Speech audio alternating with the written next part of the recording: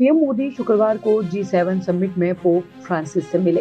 प्रधानमंत्री नरेंद्र मोदी ने pope Francis को भारत आने का न्योता दिया है। उम्मीद की जा रही है कि इस बार पोप फ्रांसिस भारत दौरे पर आएंगे। पीएम मोदी 87 वर्षीय पोप फ्रांसिस के साथ गले मिले और हल्के फुल्के अंदाज में बातचीत करते नजर आए। पोप फ्रांसिस को पीएम मोदी ने साल 2016 और 2021 में भी भारत आने का न्योता दिया था, मगर वे नहीं आए। इस बार भी पीएम मोदी ने इटली में G7 शिखर सम्मेलन के इतर वेटिकन के चीफ पोप फ्रांसिस को भारत आने का न्योता दिया है। देखने वाली बात है कि पोप फ्रांसिस आते हैं या नहीं, या फिर आते हैं तो कब, और अगर वे आते हैं तो हिंदू बहुल राष्ट्र में उनकी ये पहली यात्रा होगी। दरअसल पीएम मोदी और पोप फ्रांसिस ने इटली के अपुलिया में G7 शिखर सम्मेलन के आउटरीच सेशन में गर्मजोशी से मुलाकात की। पीएम मोदी ने कहा कि मैं लोगों की सेवा करने और हमारे ग्रह को बेहतर बनाने के लिए उनकी प्रतिबद्धता की सराहना करता हूं। साथ ही उन्हें भारत आने का निमंत्रण भी दिया। पोप फ्रांसिस ने भी न्योता स्वीकार किया है। उन्होंने आर्टिफिशियल इंटेलिजेंस AI,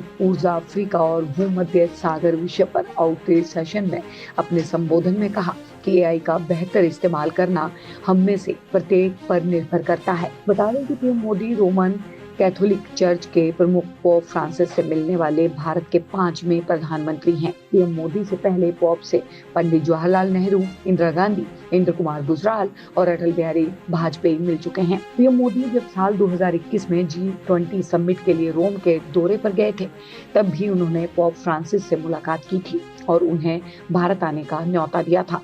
साल 2016 में पोप फ्रांसिस भारत आने वाले थे, मगर ऐसा नहीं हो पाया। पोप फ्रांसिस की बात करें तो अब तक वे भारत के दौरे पर नहीं आए हैं। भारत का दौरा करने वाले अंतिम पोप जॉन पॉल द्वितीय थे, जो एशिया में चर्च पर एक पोप दस्तावेज जारी करने के लिए 1999 में नई दिल्ली आए थे। मोदी के पहले पोप से मिलने वाले भारत के प्रधानमंत्री अटल बिहारी वाजपेयी थे, जिन्होंने 2000 में वेटिकन में जॉन पॉल द्वितीय से मुलाकात की थी। अब तक भारत में 3 बार पोप का दौरा हो चुका है।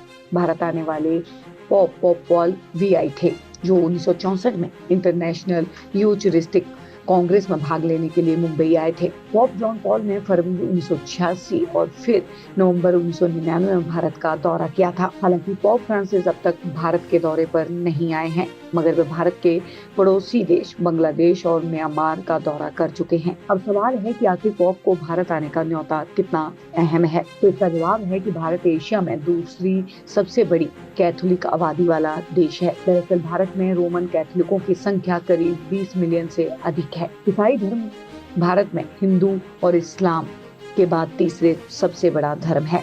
फिलीपींस के बाद भारत ही एशिया का वह देश है जहां कैथोलिकों की आबादी सबसे अधिक है। इस लिहाज से देखा जाए तो पोप का दौरा भारत के लिए काफी अहम है। उनके आने से ईसाइयों और पादरियों में खुशी की लहर होगी। भारत की आबादी का ये करीब 1.5% है। भारत के चर्च और पादरी भी लंबे वक्त से पोप की राह देख रहे हैं। पादरियों ने कई बार पीएम मोदी से पोप को भारत आने का न्योता देने की गुहार भी लगाई थी। अगर सियासी नजरिए से देखें तो पोप फ्रांसिस अगर भारत आते हैं तो ये मोदी की सफलता मानी जाएगी, क्योंकि पोप फ्रांसिस अब तक भारत नहीं आए।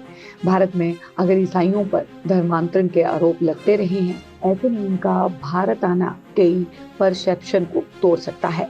बीते कुछ सालों से भारत आर्थिक रूप से आगे तो बढ़ा ही है, दुनिया के अन्य देशों के साथ भी रिश्ते प्रगाढ़ हो रहे हैं। पोप के भारत आने से दुनिया को भी एक संदेश मिल जाएगा। पोप यूरोपीय देशों तथा ईसाई बहुल देशों में केवल धार्मिक ही नहीं, राजनीतिक रूप से भी इन्फ्लुएंस करते रहे हैं।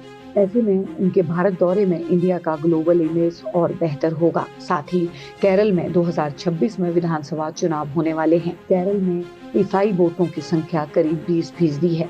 ऐसे में अगर पोप भारत दौरे पर आते हैं तो इसका एडवांटेज केरल चुनाव में भाजपा को मिल सकता है। साथ ही उसके भारत दौरे से ये भी संदेश जाएगा कि मोदी सरकार ईसाई समुदाय के प्रति कितनी संजीदा है। आप देख रहे हैं सौगंध टीवी, सौगंध वतन की।